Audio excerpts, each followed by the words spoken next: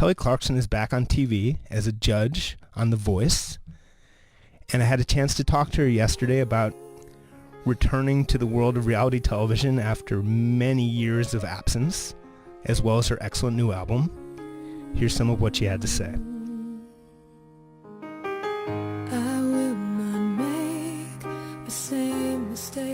So, where are you right now?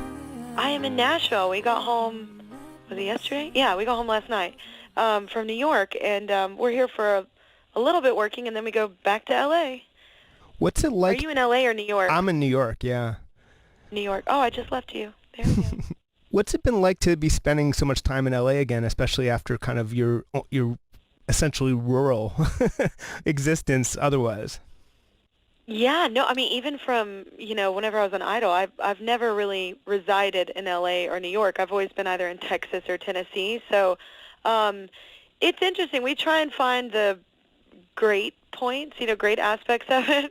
We're definitely not, I mean, I married a total cowboy, so we're definitely not those people that love to live in L.A., but we have our kids go to a really great school there, so that's a plus, and we do have some friends out there now, and I work with some of them now, so that makes it a plus. But honestly, we stay so busy working that we're really only working there, and then we leave and come back home when we're not. So we're pretty low key. I mean, I've kind of been that way since the beginning. I specifically chose to stay in Texas, and then I just moved to Tennessee about a decade ago. But I really like living like a normal life and going to Target and doing normal things and then working in bigger cities. So you've come so far since Idol, obviously, and it's been so many years. Everyone was asking you about, why did you choose The Voice over Idol? But my question really is, why did you go back on TV at all, and what doubts, if any, did you have about, sort of entering this world again after, having a very different kind of career for all these years? Yeah, I mean, you know what? I'd love to say that there was a ton of thought about that, but but there really wasn't. I mean, honestly, I've kind of been the kid. The one thing that hasn't changed about me is I've always done what I feel like my gut tells me to do, like I want to do, like regardless if it's a thing that management or my label is like into or not. Like I've always just kind of been like, I have one life, and like, I'm not afraid of if all of this goes away, and I really just want to do what I want to do, like and what I love and what kind of speaks to me in the moment. And this was kind of a no-brainer. I mean, because my husband also manages Blake Shelton, so we split our time with our family, and when he's out there with him or on the road with him, and it kind of made sense. Like we could all be in one place. I'd get to like work with, kind of pay it forward with people that were once me. And I really do love the show. I've loved it before it even aired because we're managed by the same company. I heard about the show before it even aired, and I thought, oh, those blondes, that is so interesting. And I love that it's not about aesthetic or favoritism or anything, and or aesthetics, rather, plural. But I love that it's just about pure talent. And I think that's kind of what I represent in the industry. You know what I'm saying? Nobody comes to see my wardrobe changes or me dance or do anything else. People come just really because of my voice generally. So I thought it was kind of, a telling thing for me personally, too, to be a part of something that I feel like is kind of my thing in the industry. There's a few of us that are, purely known, I think, just for, being entertainers, but more in the sense of being vocalists. So I think it, kind of was a really good fit for me. It sort of says something weird about the music industry right now, that it can be unique to be known as a singer. Yeah. Well, I mean, I don't know. I guess you can look back at different decades and say that as well. I just, I do think in some sense, the song was correct. Video killed the radio star. I think in some sense, I like all forms of entertainment. So it's not like somebody has to be the most amazing singer in the world to impress me. There's room for all different, kinds of things going on. But I mean, I will say, maybe some of the people we grew up and love and are influenced by wouldn't make it in this aesthetically driven, popularity contest constantly happening. You know what I'm saying? Like nobody, even saw people back in the day. They were just on the radio, and then you were lucky if you saw them at some kind of event in your city, when people would tour back in the day without cell phones and all that. Like, so, it's just a different time. So, I think that's why it does so well, as well, the show, like why it's the number one rated show is because it's about that. I think people really get into that. You're coaching these young singers. Have you thought about what you would tell? It's kind of a big question, but what you would tell a young Kelly Clarkson if you could? Absolutely. I get asked that question, and until the other day did I even think of the answer. I get asked that question a lot, and I always am like, I make a joke, and I'm like, run. But I'm I not sure think that's a joke, but yeah. yeah, it's kind of a joke. But obviously every joke has some seriousness to it. But no, I think I would tell myself to not focus, let go of, any kind of egocentric, vibe that you have or any kind of pride that you have, because once you step into the light and everyone's, the spotlight and everyone's watching, you've just got to own that sometimes people, you don't focus on the people that are always like, oh, I can't stand you. Focus on the ones that do love you, and that's they're the people that come to your shows, they're the people that buy your records, they're the reason why you have a career. Like, so it's more of like, don't get in your own way. I think that sometimes it's really hard for any human to, hear criticism, so it's just a constant wave of it, and I think the best advice maybe I could give myself is just to say, you know what, just let it go, that like not everybody's going to think you poo roses, and and just own the fact that like you're doing what you love, and a lot of people don't get to do it, and be grateful, and just, get out of your own way, because not everybody's going to, and I think I did have a little bit of that coming from a small town, because everybody always has something to say about your religion, your words, your songs, your outfits, your everything. So I had a little bit of that already growing up, coming from a very small town. But I think that that's maybe the best advice you can give anyone, is not to let your ego drive you that you're not going to win everyone over, and it's just not possible, because some people just like something else, and some people just like to be miserable and hateful, You have a really excellent newish album, Meaning Thank of you, Life, yeah. and Second single. and Yeah. yeah, I'd say new. and it's incredibly, it's your first album on a new label after being in a record deal that started with American Idol all those years ago. And there's a couple Yeah. things. I mean, you're dealing with these artists now, and they could end up in a deal like you did for all these years. So I Yeah, mean, and I'm very honest about that. yeah, yeah, and Yeah, with them. I so that and that's think it's one of those things, though.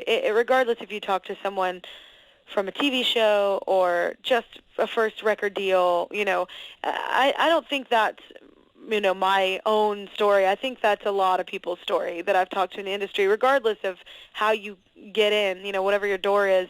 It's a lot of, think you sign up with people, I obviously, mine was more of an arranged marriage, but even people that choose people to sign up with, sometimes you think you know people, and then all of a sudden it's like, oh God, and you don't have anything in common, and they just want you to do what hits, and aren't really concerned with who you are, and don't really bother knowing or investing in it. And I think that that's a lot of people's story, not just mine. So I'm very honest with not only my team, but any person I see on The Voice, or any person that comes up to me in Target, like if they're wanting to be a singer, like it's not easy at all, and it's hard to, you've got to end up making decisions, and I've suffered for them. Like, I make them because I feel like it's the best decision for me, and people sit on my projects, they try and blackmail me, they try and, there's, you really do have to put your foot down at some point, though, and go, I have one life, and I don't want to live it like this, like, and it's cool if you feel like I'm just, my ship is sinking, but I just want to make sure I'm, at the helm. Like, I just want to make sure, like, if I'm going down, it's because of myself, like, not because I tried to Hmm. do everything I could to, like, fit in or do what people thought would sell or, that's been happening since the beginning, even what I'm wearing or photo shoots and we want you to break this beer bottle and flip off the camera. And I'm like, why? Like, I'm like, what? Why would I do that? Like, I'm not, no, like, what? One, I don't drink beer. And two, like, you didn't piss me off. Like, what, why would I do that? Like, so it's just like, people, they think that everyone has this image of like what a rock star should look like, what a hip hop artist should look like, what a pop artist should be like. And it's like, why don't you just, you know what? I am a pop singer and this is who I am and it might not fit with the norm, but it's my norm and if I am a pop star, then this is what a pop star is. You know what I'm saying? Like it's like what? Who made the definition? Hmm. Like, so it's just it's a hard road and I don't guise that for anyone I meet or anyone on my team and it's really about you know what what are you willing to to bending is okay but breaking isn't. Yeah. Compromising is okay but compromising who you are as a human is not. um so there's just to know.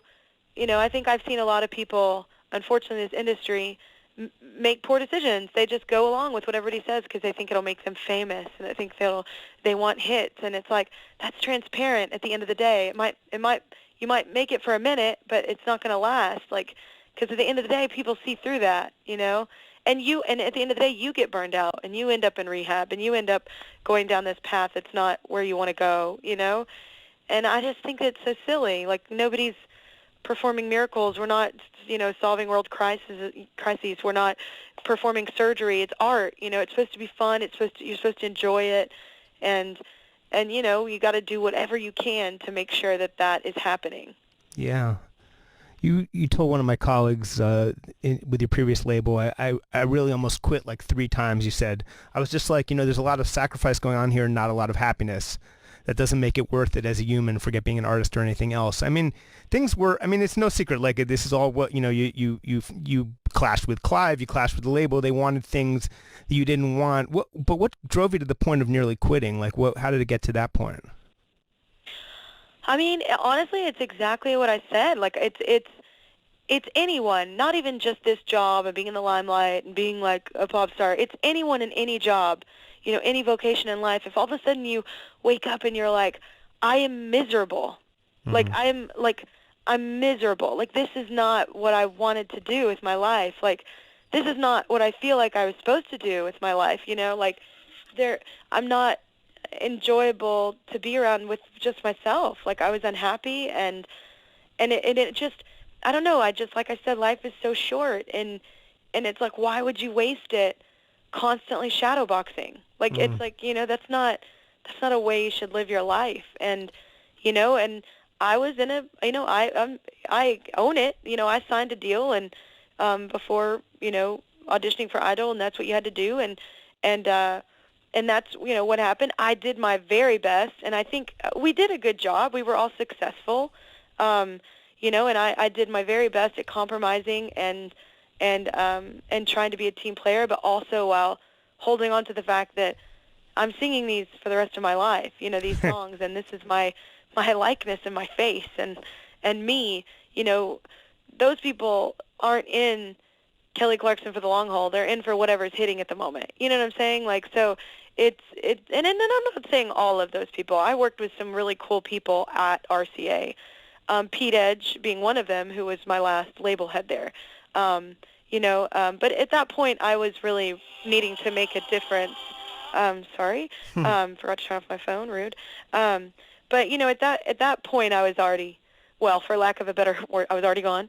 Um, but but it was I don't know. It was time for me to kind of make a change for me and I knew it. And I did work with some lovely people there, especially from start to finish. I call them the worker bees, that would work my projects, and really do the groundwork, and really are one of the main reasons why I'm successful. So I'm very appreciative of that, and it wasn't all bad. It was Sure. just at the end of the day, it shouldn't be that hard. I know that things worth having are worth working for, but there's a difference between working hard and legitimately like feeling like your soul is crawling every minute of the day, just trying to make it to the next, point A to point B, like, and not wanting to sound miserable in interviews and having to put a face on, Mm.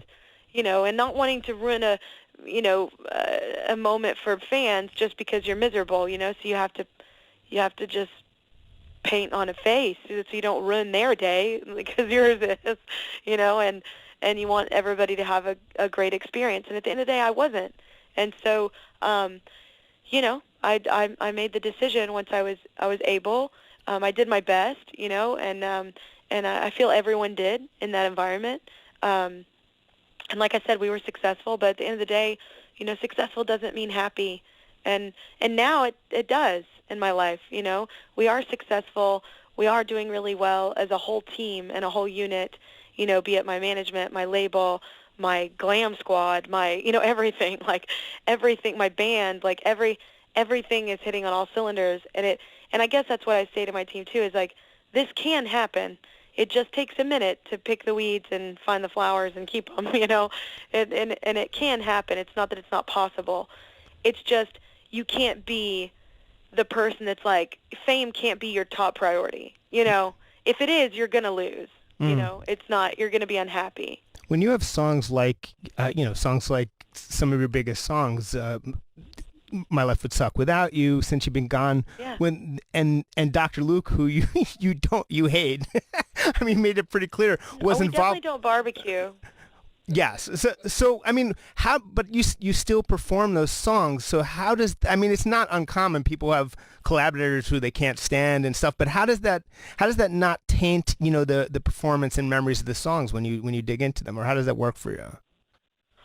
Well, I've never recorded a song that I didn't feel, honestly, I've never recorded a song I don't feel I could relate to in some sense, like, make work in my world, because I don't believe in that.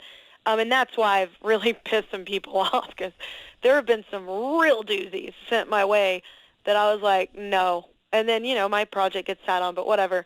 But, with those songs, I altered, one of those quite a bit, personally, to make it work for me. I am a fan of Claude Kelly, who is another writer on My Life Would Suck. And Max Martin and I, we get along fine, with Since You've Been Gone, and he was those were the two main people actually working the board, like talking to me, while in the studio. So, it's no secret, I'm not a fan of Dr. Luke, but that's not to say that he's not talented. And that's not to say that I can't try and turn a negative into a positive. And I think that's what you do. I think that's what everyone does. You put your big girl pants on and you go, okay, this is the situation. How do I make the best of this? And in regards to the suck song, at some point, I'm not just looking out for myself. I'm looking out for my crew, my band, everybody that works under the umbrella of Kelly Clarkson. And, sometimes you make decisions not for yourself but for others, and you make it work to where it, you don't feel like you're selling yourself out by any means, but you make a situation work because you go, okay, so I know that this is going to get sat on if I don't do, I'm told, basically, this is going to get sat on. Right. That was the quote-unquote blackmail, right? They were like, if you don't work with this dude, we're not going to. Oh, my God. Yeah. There's not just one song that happened with. Oh, God. But, yeah.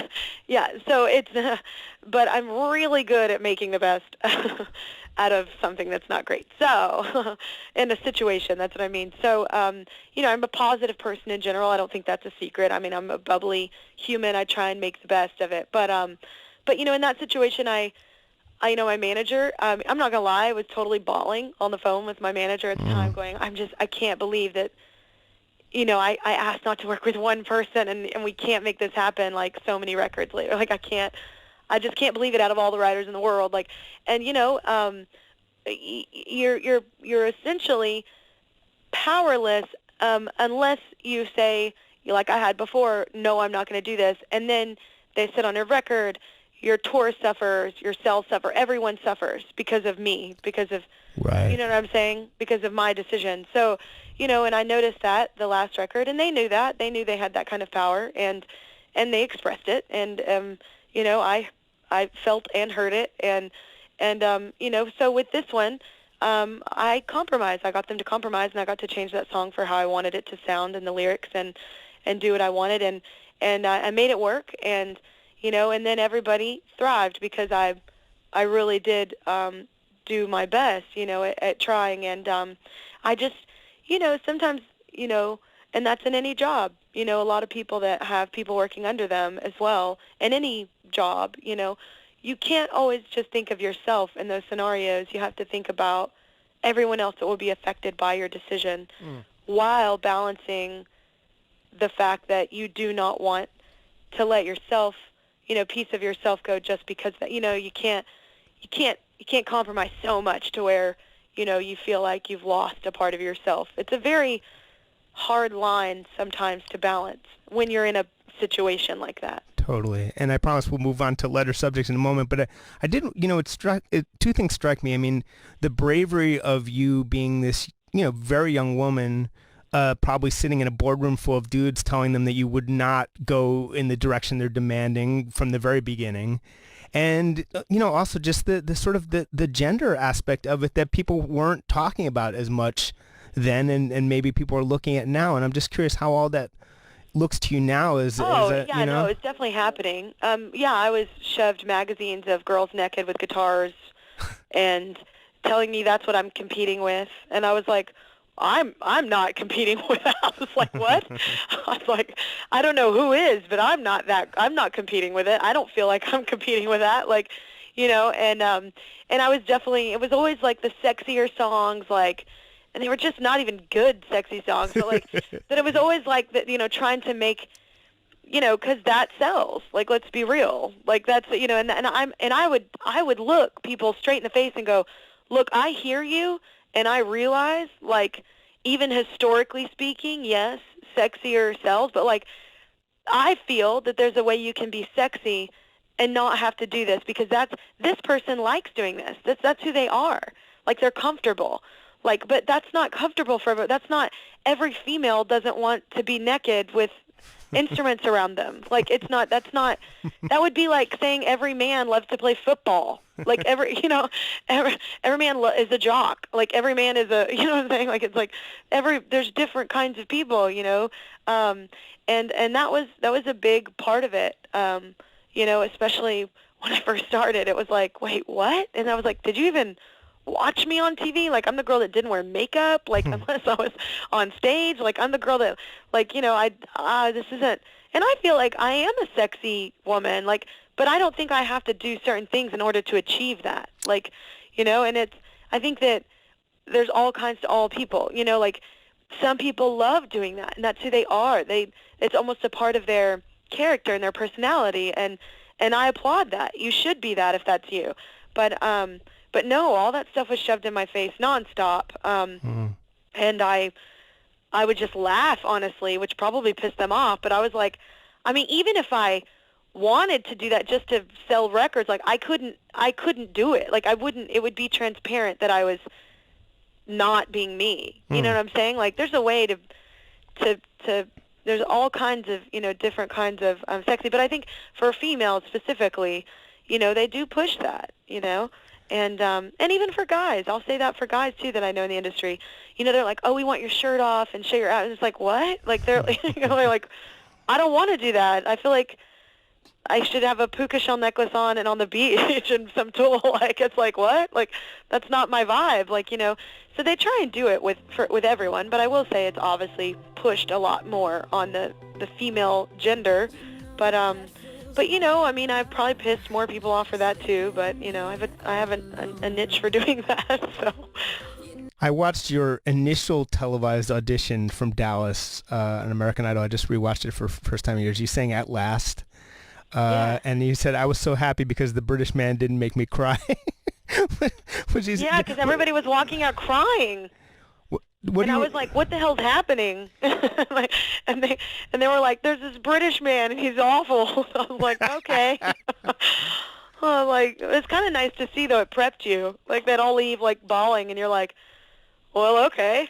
Damn. I was like, it's a hard room. What do you remember about walking in that room? Because you did seem first of all, you seem so confident. Second of all, watching it's like, God, there wasn't a chance on earth you weren't going to make it on that show.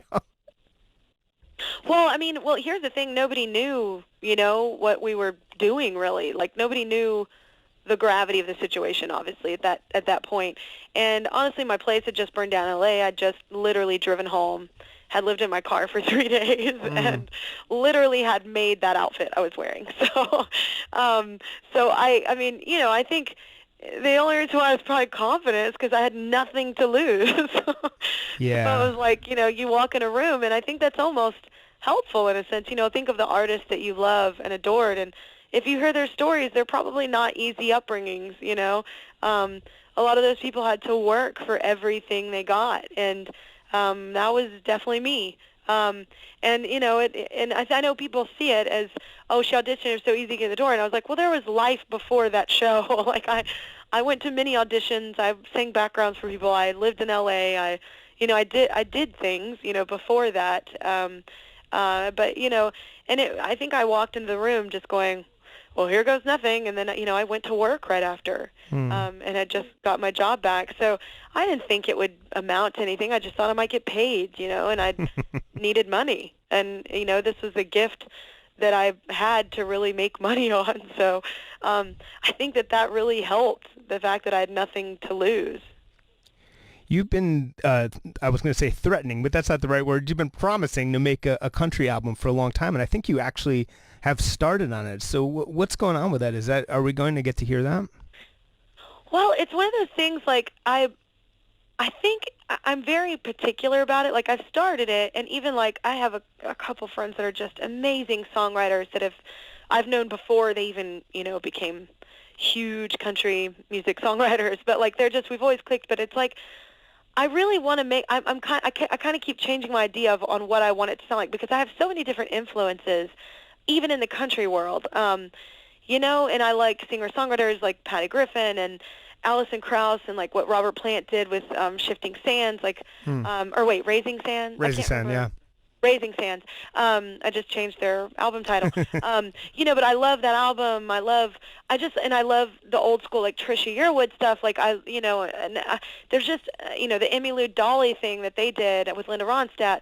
I kind of have all these ideas, and I just really haven't nailed down exactly what I want to do, and that's why it's taking so long.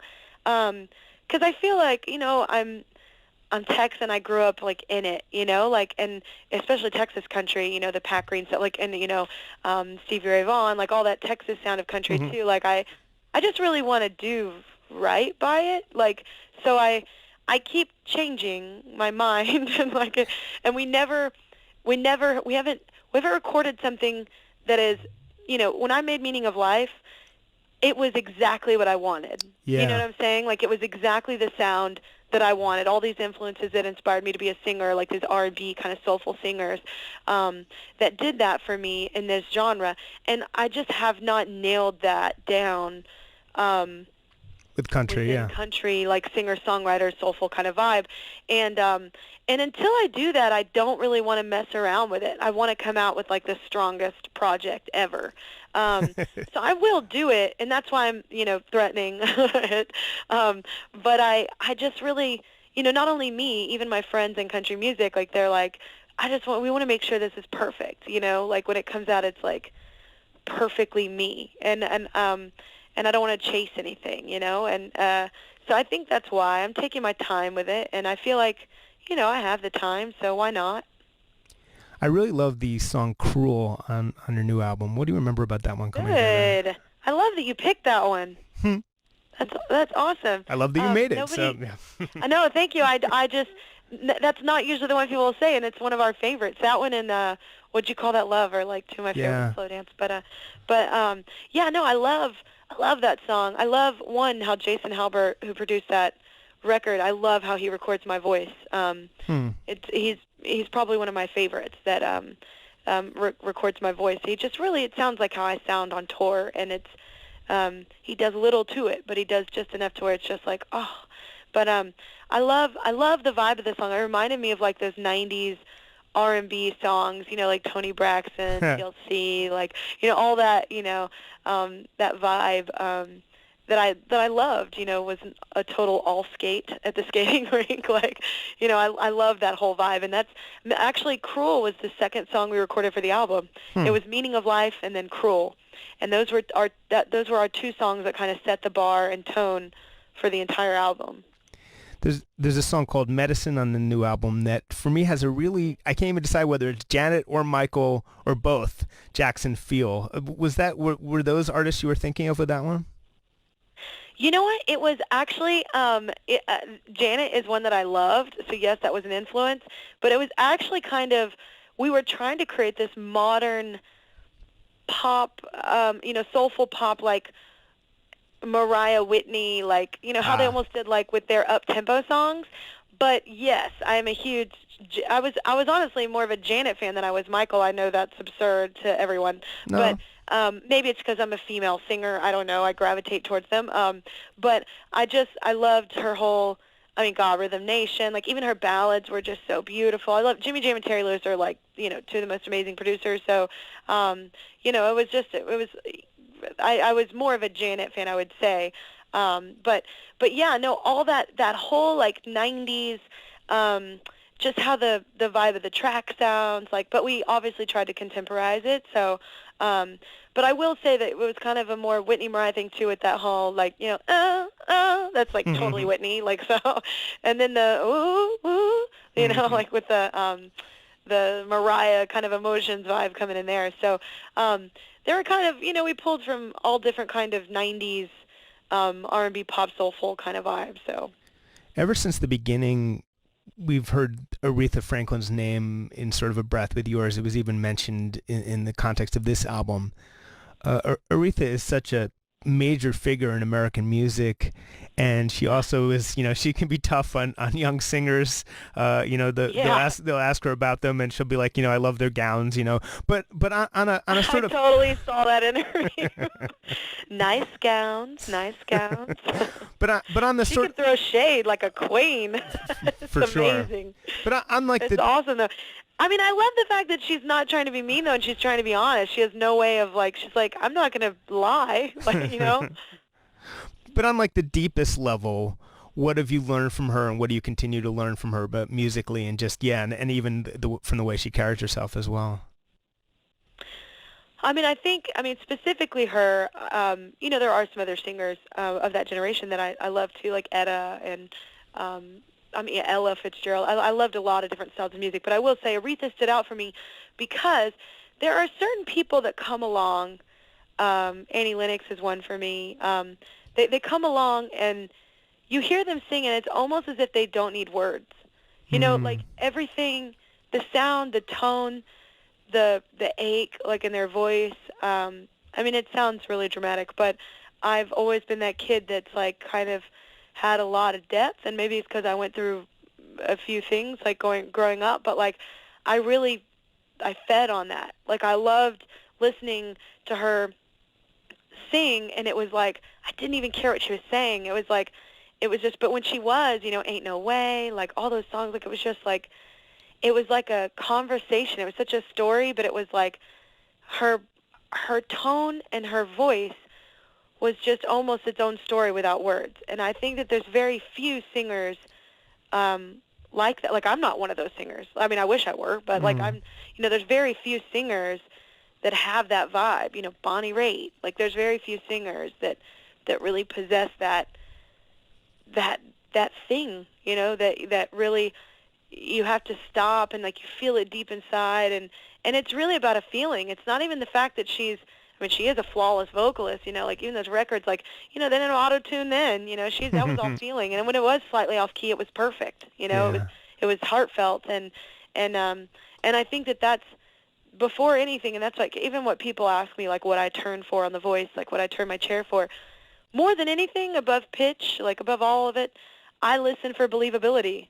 I listen for the fact that you're singing a message and you're not just trying to technically be perfect and nail something and sound perfect. You're feeling the song, and I think that that's missing because we are an auto-tune age. We are Yeah. everybody wants everything to sound perfect, and we kept a lot of stuff on this record that was slightly pitchy, and we did it on purpose. And there's a time when it's cool and useful, but There's a time when it's, awesome to just feel the song, and maybe it wasn't the perfect, flawless take technically, but it was the perfect take, feeling-wise. And I think that that's what a lot of us learn from people like Aretha, and I think that's why she is, one of America's greatest singers of all time, because of that. It wasn't overthought. It was just a feeling. And I think that that's, me in the beginning, especially, like, I listened to, like, me recording records or me touring, like, my musical director will show me, like, throwback stuff to, like, prepare for something if we're having to sing a song, from like 14 years ago or something, and I hadn't sang in a while, and it's interesting to know, to hear the difference of even myself, like, it was good, but it wasn't great, Hmm. and I feel like now when I sing, like, even on the Today Show, I had to perform the Today Show. Nobody likes to perform at that ungodly hour, especially if you're performing a huge ballad that's really rangy. Um, but I even go into it with a different mindset. I go into it with, like, well, it's a morning show, so let's own that and just sing the song how you're going to sing the song in the morning. And this, I warm up and I do everything I can do to sound great, but at the end of the day, you're going to get what's emotionally there at 8 o'clock in the morning, like, and I don't worry about the technicality of it anymore. And it was hard for me to make that move because I grew up singing classical stuff, to prepare for hopefully getting a scholarship for college, which I did. I just didn't use, but I sang a lot of classical stuff. You had to be perfect. You had to be flawless, because that's what you're judged on. And it took a while for me to get over that. Um, and it takes a while for you to get out of your own way, I guess, with everyone. Um, but yeah, no, I think that's what I learned from her is just to be real and raw and in the moment, and it doesn't have to be anything other than that. Absolutely, and I'm going to let you go in a minute. I just have two more questions, if you don't mind. First of all, you recently you did a Facebook Live where you watched your debut on The Voice, and people noticed that there was a, which was really funny and really fun. But among the revelations was that behind you was a giant Meryl Streep cutout. Oh So, my God, I love her. yeah, how did that end up there, and what does she mean to you? Well, okay, so we started this webisode thing, and, like, everybody's been asking me to do social media stuff, and I'm just like, oh my God, I just kind of feel like there's a lot to keep up with. Like, it's like, and we're always everywhere. We're always present. And so I was trying to find a way to do something that was fun for me and, like, a little self-deprecating and a little, like, just like more of a fun situation than just me, like, taking vain pictures of myself and posting them constantly. I'm over it. So, I get it, like, people want it a bit and it makes them feel like they're a part of your world. I get it. It's not that I'm trying to not be vulnerable. It's just I was trying to find a fun way to do it. And so I came up with this webisode idea, and then right before we were about to do the Golden Globes, I thought, oh, what if my first webisode was about meeting Meryl possibly, because I mean, since I was a kid, like, I'm literally, like, been a huge fan, as we all are. That's not anything unique, obviously.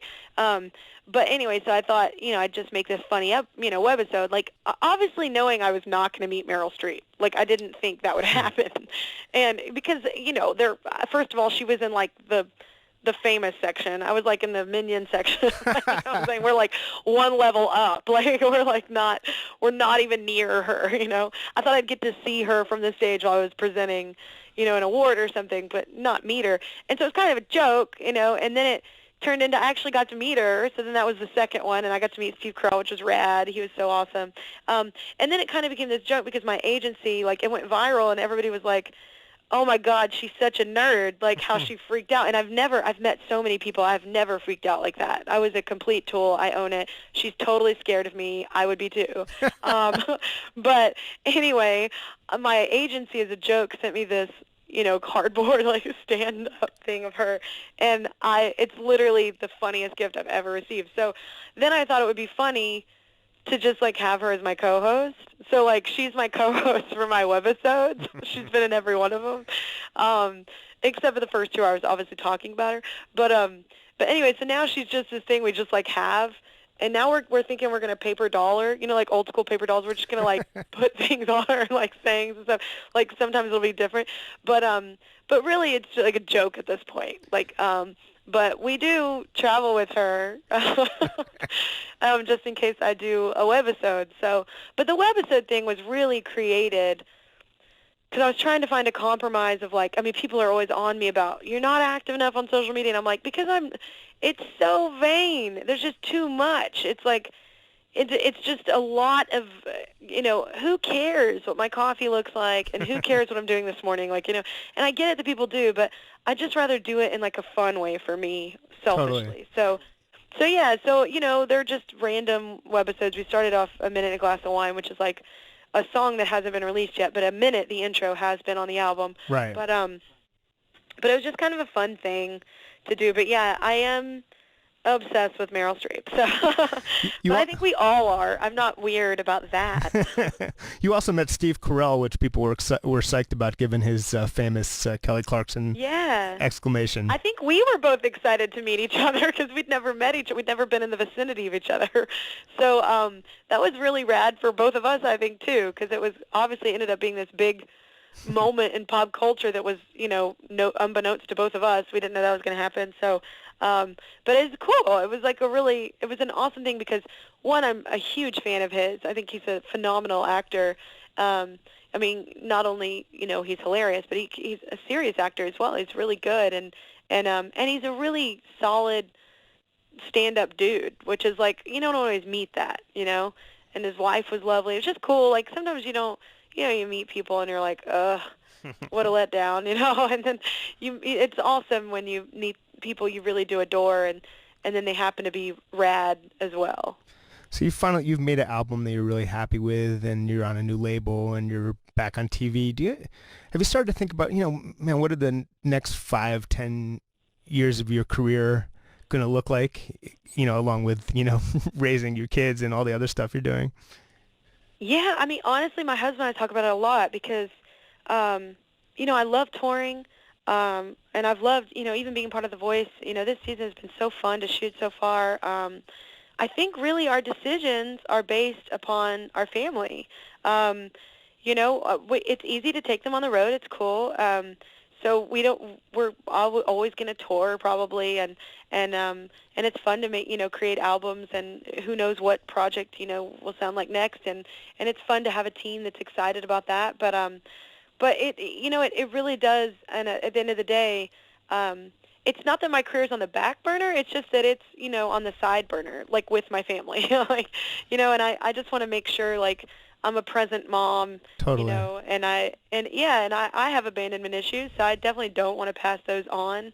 And I just want to make sure, like, we're looking out for our kids and also looking out for others. I think, like, what's cool about the past year is everybody in the industry, a lot of stuff's been going on, and I think it's raising the awareness of, like, looking out for everyone, and I will say, like, the first 10 years of my career, I was very, like, I was in survival mode. Like, I was like, I gotta, what will get me through the next day, and now that I'm not, I really, it's opened up my eyes to, form relationships with other artists and other people, like, to make sure we're looking out for each other and being there, because it's it's like, or, you with your friends and your journalist friends, like, looking out for each other in a sense of, like, saying when you've had a crap day, or owning the fact that you're not perfect, or owning the fact when you messed up, and being held accountable, like other people in the world will not be.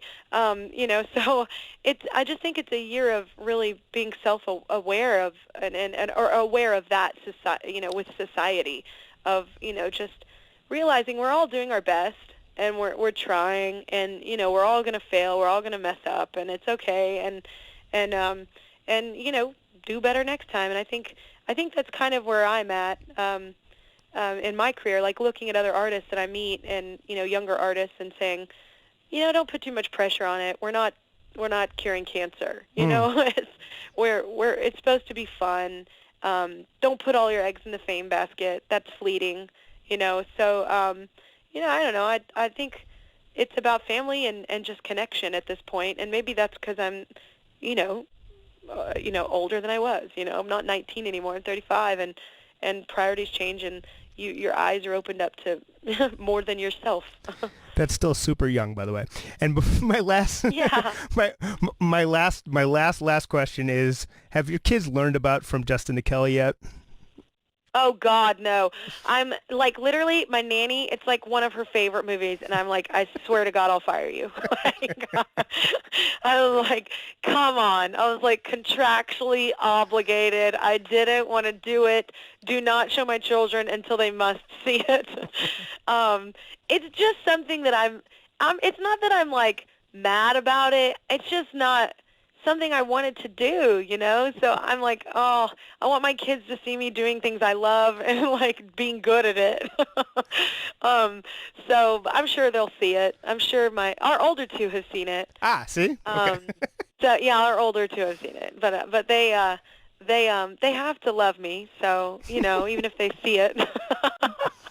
But no, I'm trying to hold that off for as long as possible. I show her cool stuff, Right. like you know, Jurassic Park and Harry Potter. 2005 Like VMAs. Goonies. Come on, you got to show that. That would be amazing.